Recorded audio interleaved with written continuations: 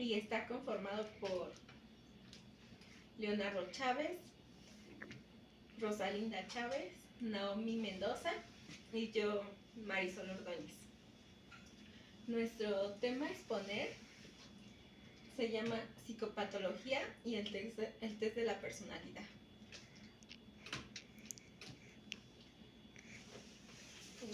La psicopatología se conoce como la disciplina que analiza las dificultades de las enfermedades mentales. Este estudio puede llevarse a cabo con varios enfoques o modelos, entre los cuales puede citarse al biométrico, al psicodinámico, al sociobiológico y al conductual. La psicopatología y el enfoque biométrico es la perspectiva biométrica que aborda los trastornos mentales como enfoque a cualquier de otra clase de enfermedad. Se considera que las alteraciones psicopatológicas son generalmente por anormalidades biológicas y subyacentes. En este sentido puede decirse que un comportamiento anormal es una enfermedad mental surgida por el funcionamiento patológico de alguna parte del organismo. Estos se hallan relacionados con alteraciones en una porción cerebral, las cuales pueden ser anatómicas, el tamaño o la forma de ciertas regiones cerebrales. No están dentro de los cánones normales o biológicas, cuando los elementos bioquímicos que contribuyen al funcionamiento neuronal ponen su función alterada. Pues en características de los trastornos mentales, la psicopatología entiende que los trastornos mentales orgánicos son aquellos que poseen causas físicas evidentes, como ocurre en el Alzheimer, mientras los trastornos mentales funcionales nuclean a los patrones de conductas anormales que no afecten indicios concretos de alteraciones orgánicas en el cerebro. En este caso, la psicopatología o trastornos psicopatológicos que se desarrollan durante la infancia, la adolescencia de un individuo. En otras afectaciones de la mente, asimismo dentro de los trastornos psicopatológicos del desarrollo se encuentran también el conocido como trastorno de Rett, que se da en el género femenino y se asemeja en el autismo. De cierta medida, un trastorno mental, así como en la coordinación motriz, son dos señales de identidad de los pacientes de este síndrome. Se supone que aquellos cuenten con una severa discapacidad en muchos sentidos. Uno de los modelos en psicopatología es el modelo conductual. Este modelo no marca diferencias entre las conductas patológicas y las conductas anormales, ya que ambas son del resultado del aprendizaje condicionado. El tratamiento de este modelo gira en torno a la modificación de la conducta que se manifiesta inferida. Bueno, a continuación, mi compañero Leo Hola, profesor. Yo le voy a exponer sobre los modelos en psicopatología. Anteriormente mi compañera le explicó sobre el modelo conductual. Yo le voy a explicar sobre el modelo biológico. Bueno, el modelo biológico es el trastorno mental que se concibe como una enfermedad que es la causa somática como cualquier otra enfermedad física. Otra característica de este modelo es que las alteraciones en el plano psicológico son debidas a una alteración estructural o funcional cerebral, las cuales tienen anomalías, son bioquímicas, genéticas o neuronales. Como lo comentaba, es un modelo biológico, entonces debemos tomar en cuenta este tipo de características que son bioquímicas neuronales. Otra característica es que se contempla que en grupos familiares puede existir una predisposición genética hacia un trastorno, por lo cual se habla de grupos de riesgo. En el aspecto familiar, en el contexto, debemos de tomar en cuenta que puede existir este tipo de modelo, por lo cual debemos de tomar en cuenta la genética también. Y otra característica es que se le utiliza el término como enfermedad mental como un recurso explicativo para comprender desde la etiología del trastorno hasta la validez del pronóstico, por lo cual no hacemos otro uso de palabra para esto, sino que trastorno mental, y lo utilizamos de una manera explicativa, no necesariamente como señalando a la persona o de otra forma, simplemente porque hay que hacerlo de manera explicativa dentro de este modelo biológico. El otro modelo del que les voy a hablar es el modelo cognitivo. Bueno, en el modelo cognitivo se define la salud mental en base a 3 parámetros relacionados, los cuales son la habilidad para adaptarse al medio físico o social, la búsqueda de novedad y renovación y el sentimiento de autonomía funcional. Por lo cual esto nos hace una explicación de que debemos de tener un buen contexto social, y si no es que tenemos un buen contexto social o una búsqueda de novedad y renovación, es donde entra este modelo cognitivo, por lo cual la salud mental no está bien en alguna de estas características. Otra característica de esto es que los datos de este modelo se registran mediante cuestionarios e informes. Lo podemos llevar a cabo en este tipo de relaciones para que podamos entender por qué es que hay un problema en lo cognitivo. Otra característica es que existe una gran variedad de psicoterapias cognitivas o cognitivo-conductuales, que es una terapia racional, emotiva y una terapia cognitiva.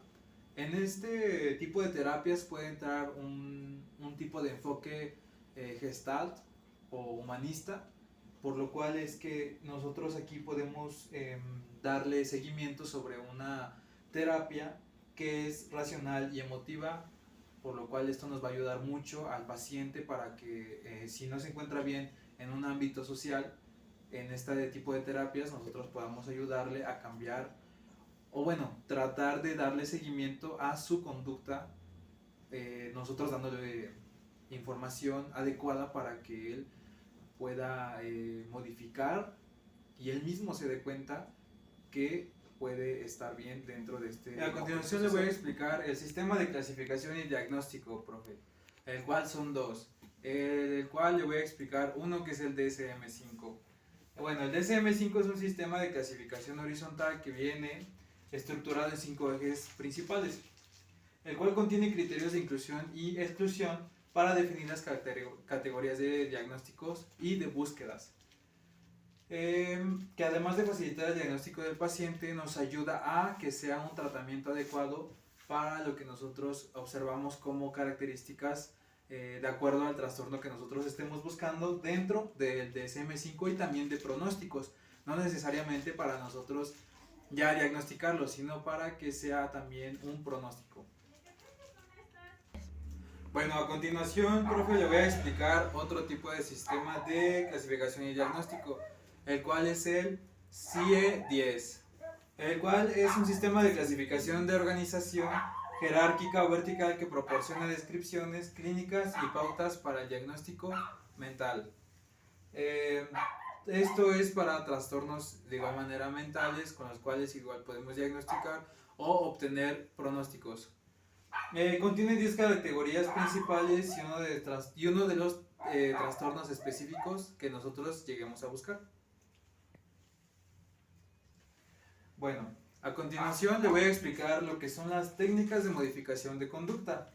Las técnicas de modificación de conducta son aquellas que tienen como objetivo promover un cambio en el comportamiento de las personas a través de técnicas de intervención psicológica, por lo cual nosotros podemos apoyar a modificar un cambio de comportamiento dentro de los estándares de nuestros pacientes por algún tipo de problemática que ellos quizá nos comenten, y podemos nosotros ayudar a modificar por medio de técnicas.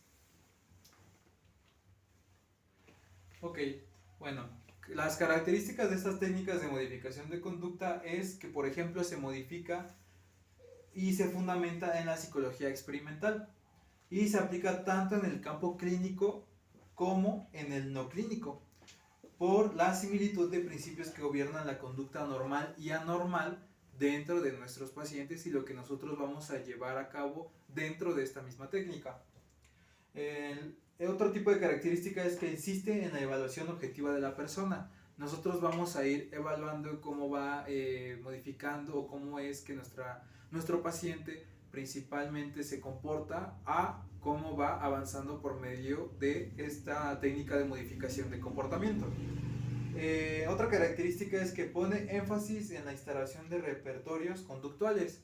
Como les comentaba, los cambios de modificación de conducta es importante que nuestro paciente tenga la voluntad de hacerlo, porque si no tiene la voluntad de hacer un cambio y modificación de conducta, no vamos a poder realizar estas modificaciones aunque utilicemos todas estas técnicas.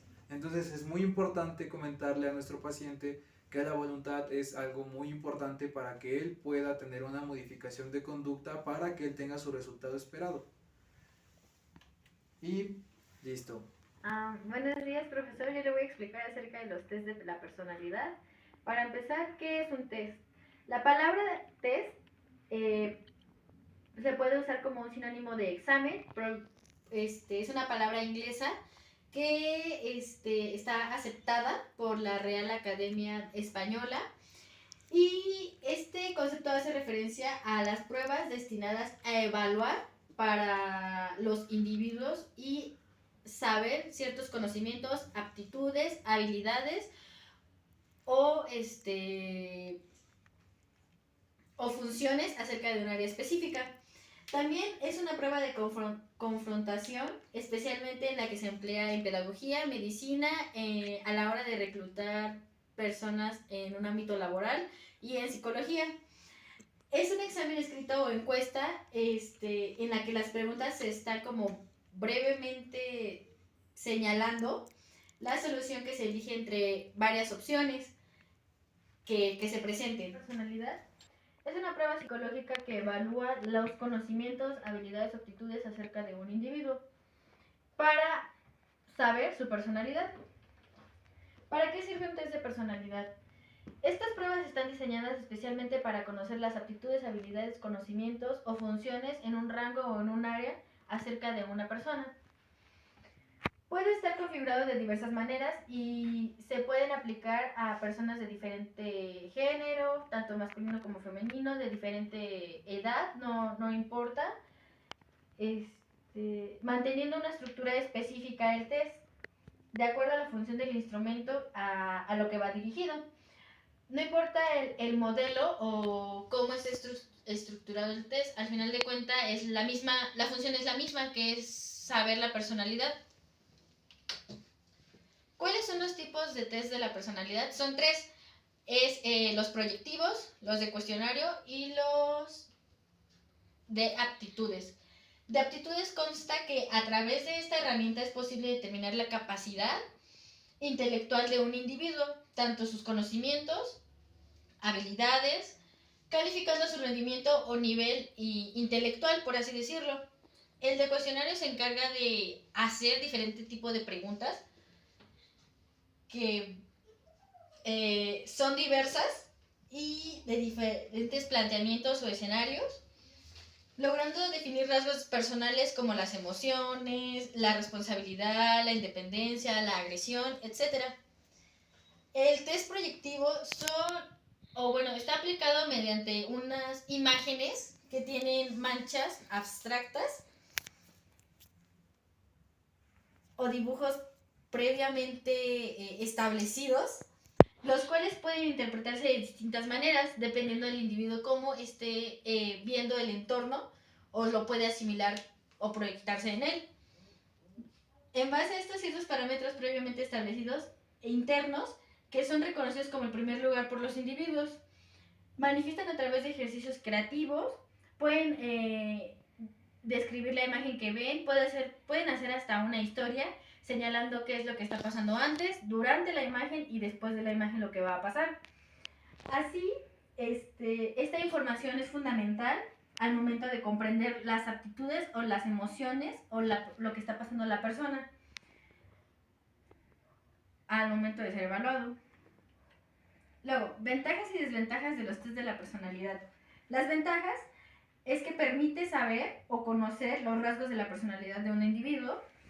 Se puede determinar las habilidades, rendimiento escolar o laboral, o en qué función o área de trabajo tendría más oportunidad.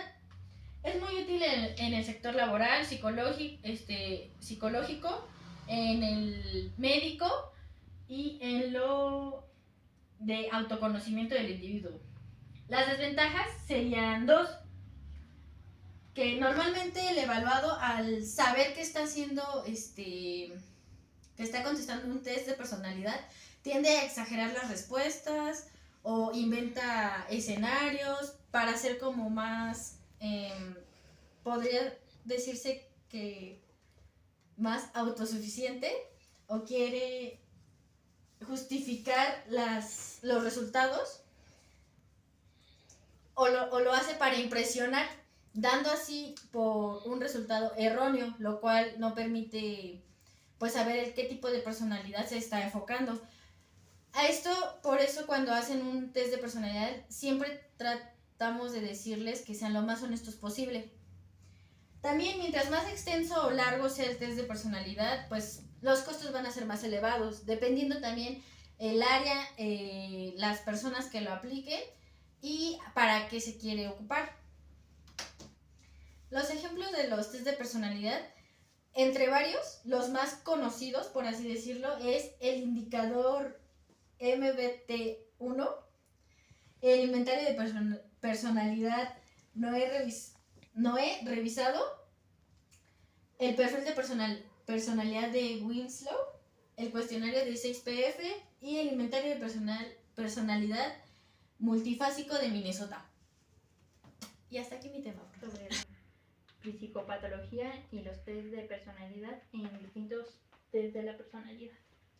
El MMPI-2, Inventario Multifacial de la Personalidad de Minnesota. Este es un test que se puede aplicar individualmente o en grupo.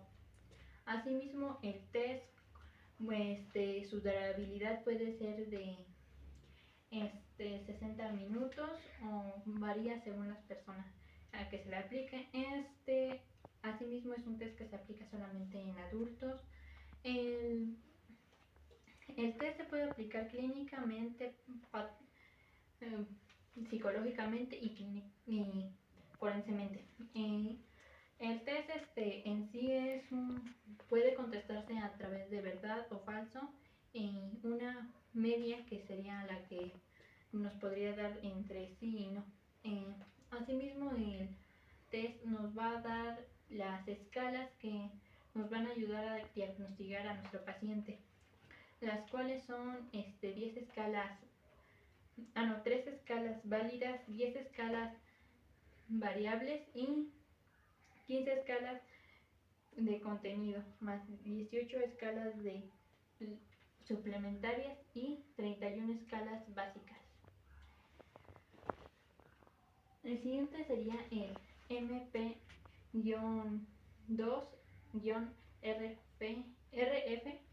Inventario Multifacial de la Personalidad de Minnesota. Este test es como el anterior, nada más que en este se va a reducir tanto el tiempo como las preguntas. El tiempo podría variar de 35 a 50 minutos, los cuales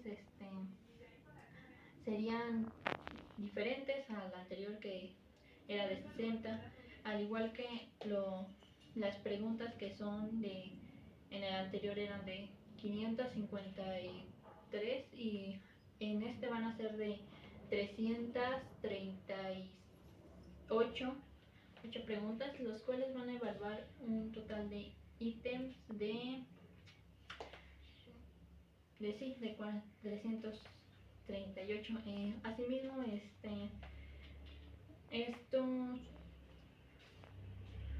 esto se puede aplicar en clínica, psicológica y forensemente. Se va a aplicar pues sí, con 42 subescalas, las cuales van a evaluar al individuo. Asimismo está el MCMI III, Inventario Clínico Multiaxial de Mellon. Este es un instrumento que se ocupa más que nada para la clasificación de procesos clínicos. También se puede ocupar clínicamente, psicopatológicamente y forensemente. Dura un aproximado de 20-30 minutos. Asimismo, se puede aplicar individual y grupalmente. Este instrumento consta de 95 elementos. Es compatible con el DSM-4, si no me equivoco, y asimismo tiene la visión de Darwin, de la teoría de la evolución. Asimismo ocupa esto, se ocupa más que nada en el DSM-4 por la depresión y el estrés postraumático, que fueron unas variables que se agregaron en este último. El PAI Inventario de la Evolución de la Personalidad, consta de 45 minutos, se aplica individual o grupalmente. Asimismo, igual se aplica en adultos y clínica y clínica y psicológica y forensemente. Se ocupa más que nada en la aplicación de trastornos para la personalidad, los cuales derivarían en ansiedad, trastornos de la relación y esquizofrenia, paranoia y rasgos antisociales. También otros podrían ser como la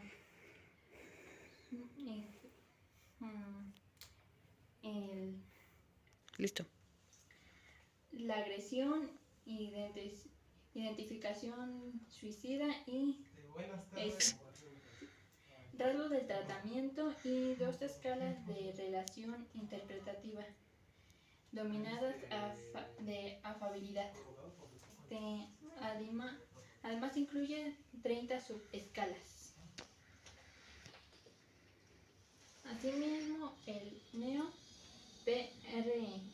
PIR, Inventario de la Personalidad NEO, es asimismo un instrumento para identificar la personalidad de los individuos, el cual cuenta con 40 minutos de duración o 15. 15 sería el NEO-FFI. Esto es aplicado a adultos jóvenes o a niños de 16 años. Su categoría es la personalidad del individuo. Esta se deriva en 5 factores, los cuales se redactan en 240 elementos, los cuales se van a evaluar en 5 operaciones, los cuales van a ser neuroticismo, extraversión, apertura, amabilidad y responsabilidad. El NEOS da la información necesaria sobre cada individuo y su relación con su entorno. Y el NEO FFI es lo mismo, nada más que en una versión más corta y de menor duración. Y eso sería todo.